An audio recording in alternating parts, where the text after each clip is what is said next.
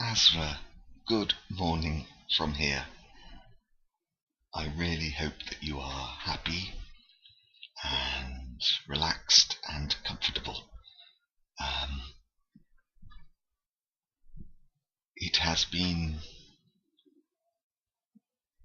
a few days since I have done any reading for you, and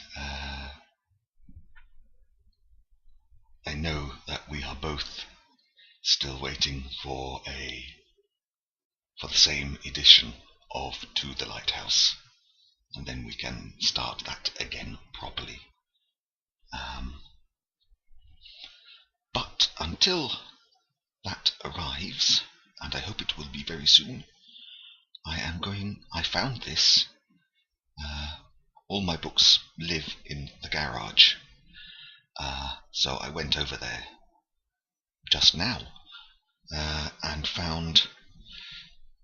Is the light? Oh, no, damn light. That's it. Whoops.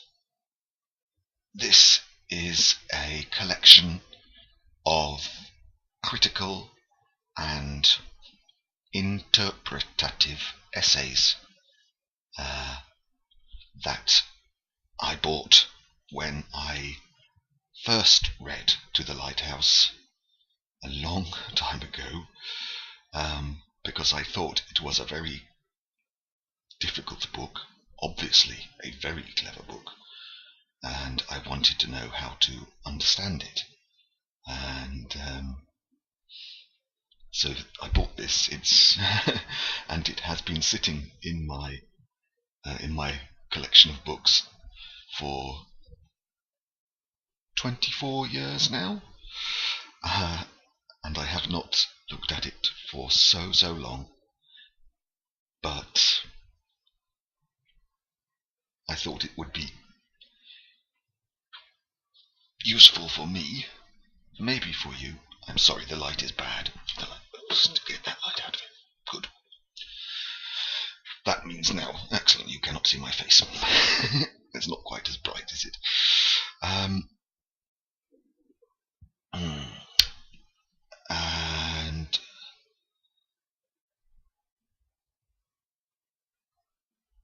I will look at this book again because I need to know these things, and I hope that it will help both of us when we read the full book.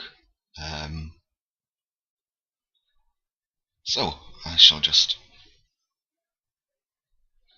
choose something from this, and I hope that it is interesting. Sorry, I am going to have to move this light again because I cannot see the book. Right. I'm going to read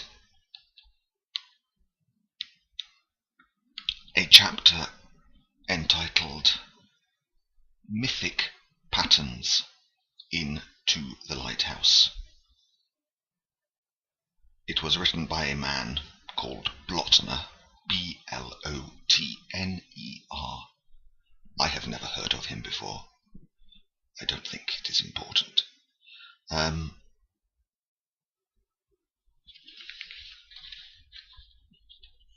He is talking about the character of Mrs. Ramsay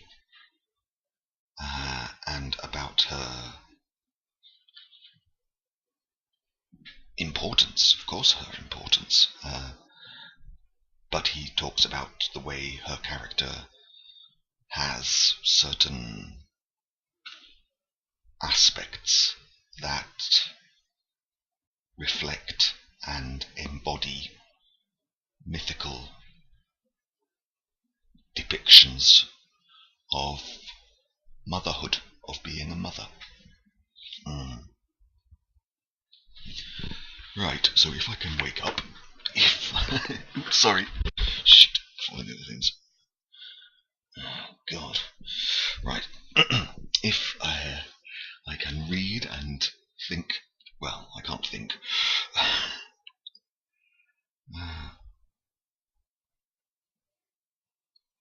It is full of references to Greek mythology. I am sure that is okay with you. try to spell any unusual words.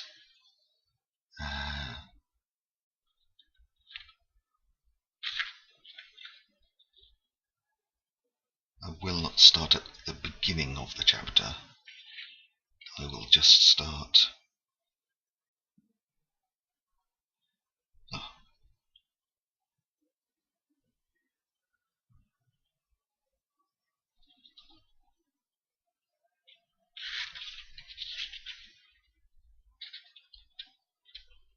I will start, in section 2.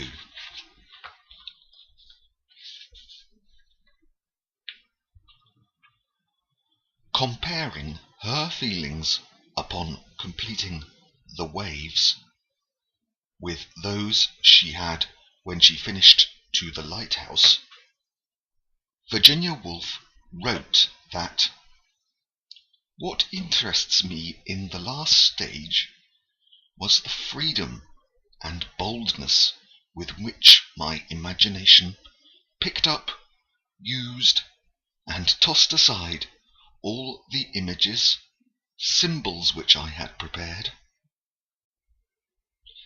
I am sure that this is the right way of using them, not in set pieces, as I had tried at first coherently to do, but simply as images, never making them work out, only suggest.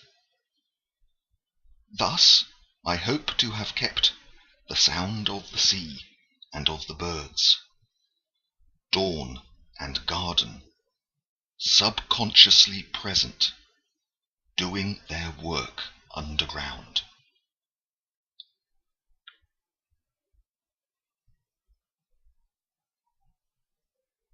Oh no, I will not. I will not.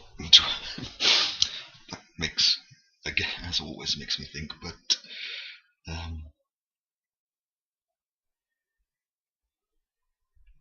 she is here, I think,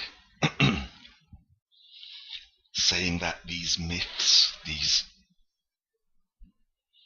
fundamental images which she employs, are not to be seen as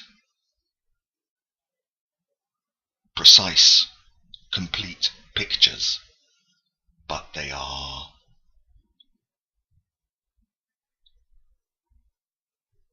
symbols, of course they are symbols, which are always present. They are never shown 100%, but they are always influential. They always need to be considered when reading the book. And yeah, that makes sense, I think. Sorry, it is early. And go back to the words of Professor Blotner. This penetrating introspection gives the keynote for the interpretation of Virginia Woolf's use of image and symbol.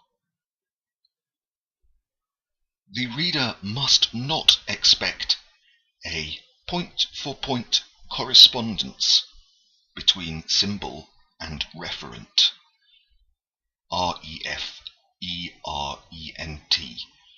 A referent is the person or thing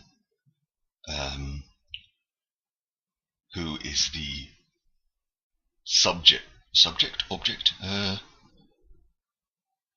Yes, the subject of a symbol. For example, I don't know.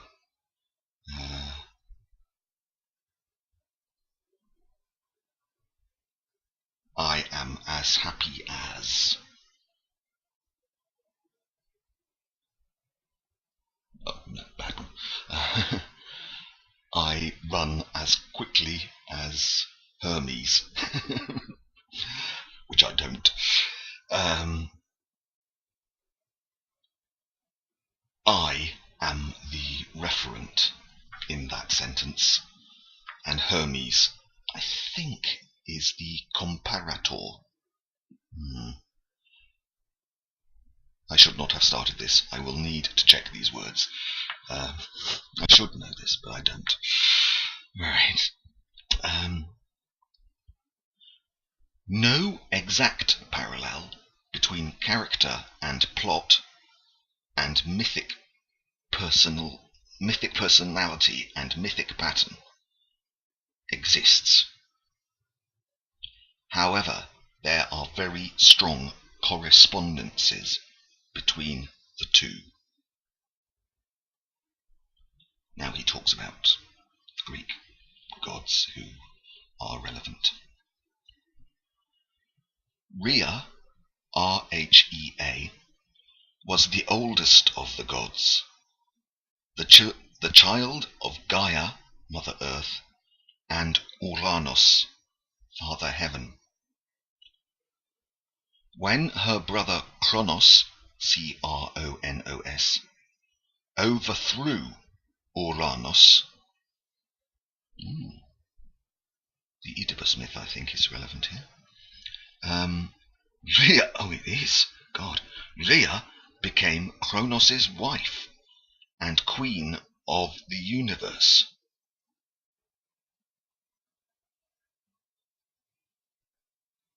Well, queen of the universe sounds like a very good job. Do you want to be queen of the universe? I think you should be.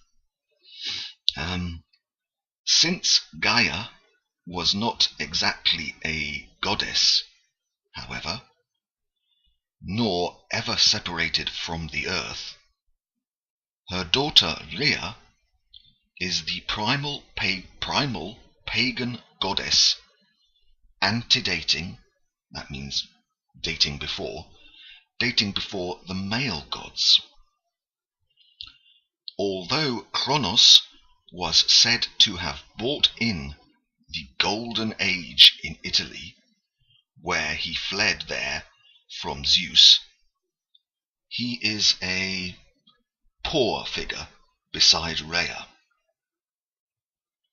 Having attained power by mutilating and dethroning his father, he attempted to keep it by swallowing his children.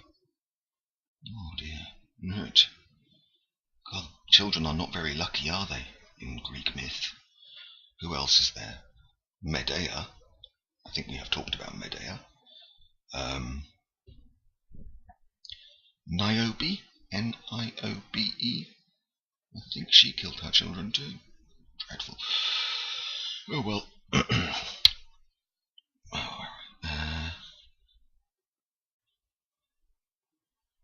He did this, he ate them, Jesus, with each of the first 5 children that he had with Rhea, attempting to stop the prophecy that one of his children would overthrow him. By contrast, Rhea is the completely good and loving mother, wrapping a stone in swaddling clothes, in baby's clothes, and substituting it for Zeus. She helped the child escape to Crete. It is he who later delivers his brothers and sisters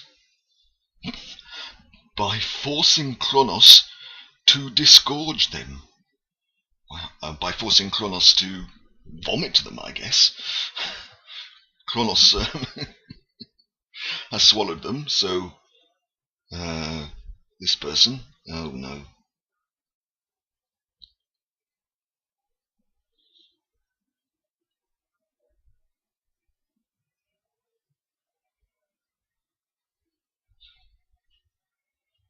Oh, I'm sorry, I am lost.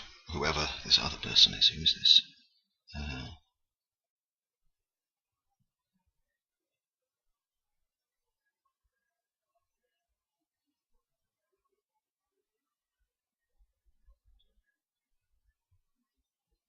Oh, I am stupid. I need to read read that again to make sense of it. I will have to. I will not try to explain it now, sorry, because to be honest, I am not sure I followed what he wrote there. Anyway, let us get back to comparisons between Greek gods and goddesses and the Ramsay family.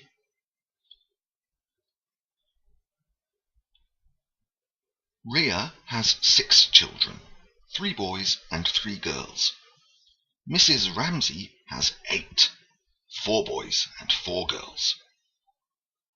Like Kronos, Mr. Ramsay was sometimes, quote, like a lion seeking whom he could devour.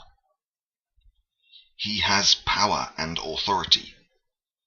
Quote, let him be 50 feet away.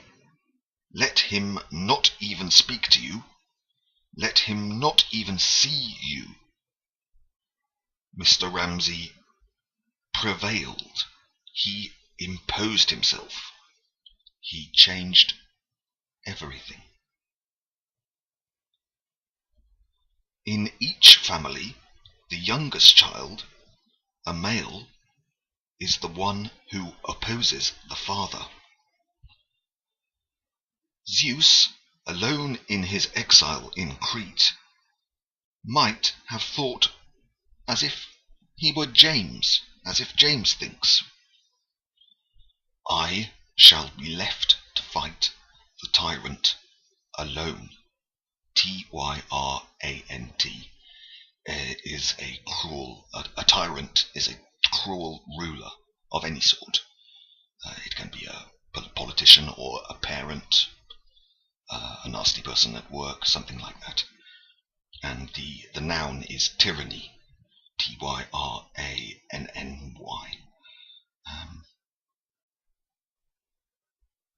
And to stop that for a bit again, I'm sure we both remember in the first 2 pages of To the Lighthouse, maybe, 2 pages, one of the most amazing and shocking images is that of James wishing to kill his father. Suddenly, when his father says we cannot go to the lighthouse, James thinks, I want to kill him. I want to tear his body apart. Is it James? I think so. Anyway, that explains that very striking image. Okay, John, here we go. Just like the way in which Rhea protected Zeus from physical harm, so Mrs. Ramsay tries to protect James from psychological wounds. Here we are. When Mr. Ramsay declares that the weather will not permit the trip to the lighthouse, which James so passionately desires, Mrs. Ramsay tries to persuade her husband to modify his pronouncement. She reflects that children never forget. She was certain that he was thinking, we are not going to the lighthouse tomorrow. And she thought, he, James, will remember that all his life. Mrs. Ramsay has many of the physical attributes of a goddess. To Lily, she seems to have an august shape, August. It is the same word as the month of the year. It just means prestigious. She has a royalty of form.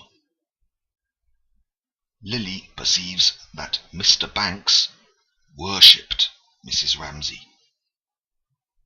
When Mr. Banks hears her voice, he visualizes her as very clearly Greek.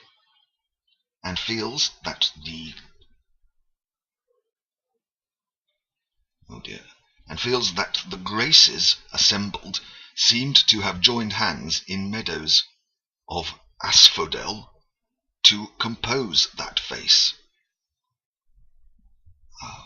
Sorry, that's too complicated for me today. Now, I'm sorry. I know that there are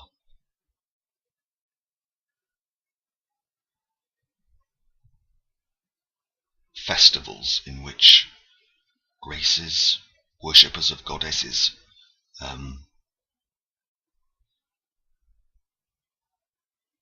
participate in order to worship and to appreciate the goddesses. I do not know enough. I'm sorry. Augustus Carmichael bows before Mrs. Ramsay as if to do her homage.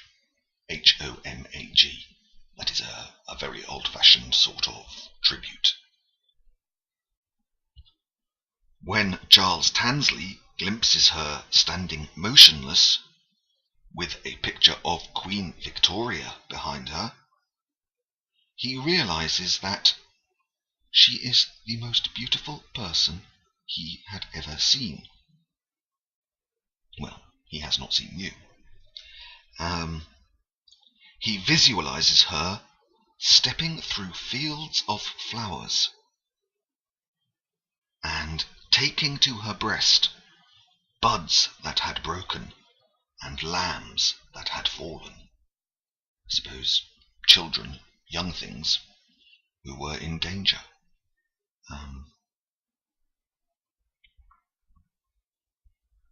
With the stars in her eyes and the wind in her hair. And her glance comes from eyes of unparalleled depth. Even as he speaks of prosaic, Prosaic, dull things, normal things, prosaic things, one would be thinking of Greek temples and how beauty had been with them in this stuffy room. Even Mrs.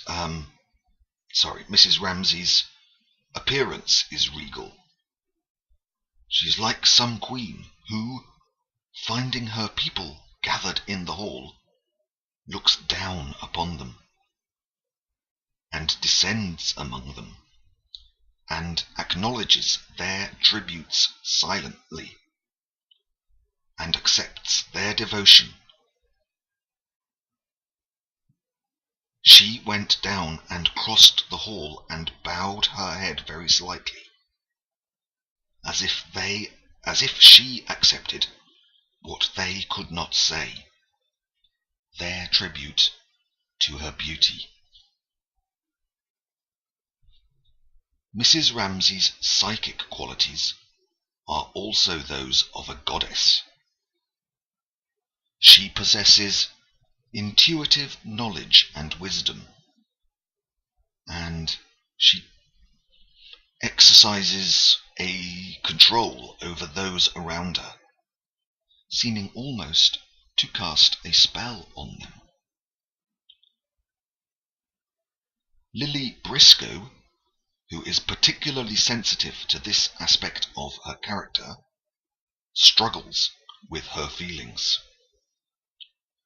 She sees Mrs. Ramsay as, quote, unquestionably the loveliest of people, the best, perhaps. Yet she is resentful of her imperiousness. Imperiousness to behave like an emperor or an emperor's wife in Mrs. Ramsay's case. You can say of arrogant people, they are very imperious.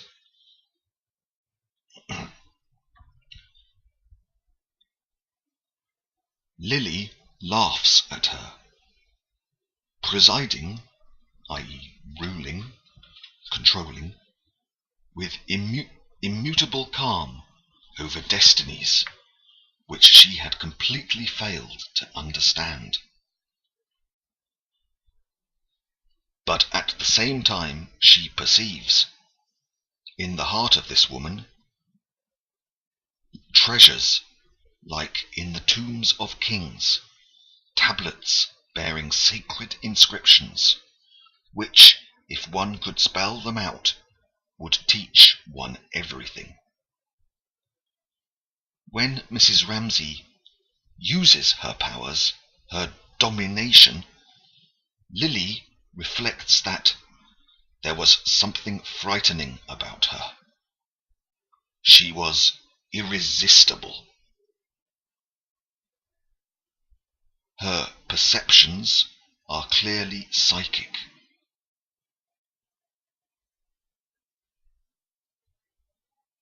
Her simplicity, fathomed.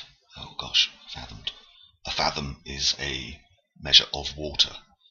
So it means really to measure or to understand. Fathom, sorry. Her simplicity fathomed what clever people falsified. She had a power to understand lies because of her naivety, I guess.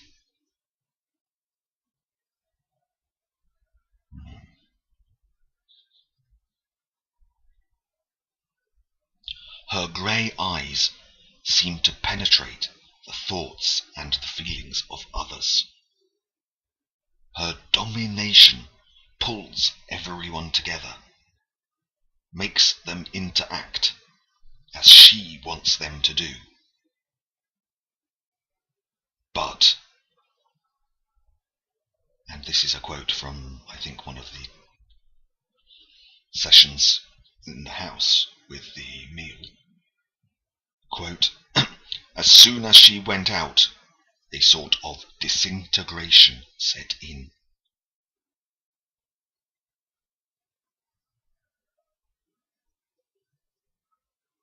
And I'm going to stop there because that is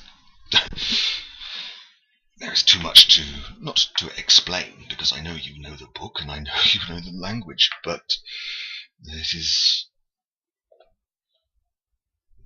difficult to read that because there are lots of quotations, there are lots of references to people who are not properly introduced there. It's not the best book. I'm not criticising it. I think what he writes there is extremely useful and perceptive. And he has opened the possibility of the Oedipus myth, which is obviously a very important myth into the lighthouse. Right.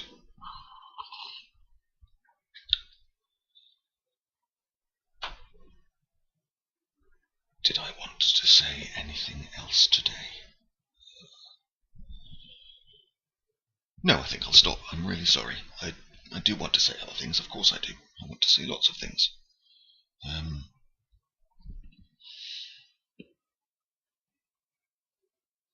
But I am not, sorry, I am not yet coherent and fluent in my thinking. I am sorry, I should not have done this. But I will send it anyway.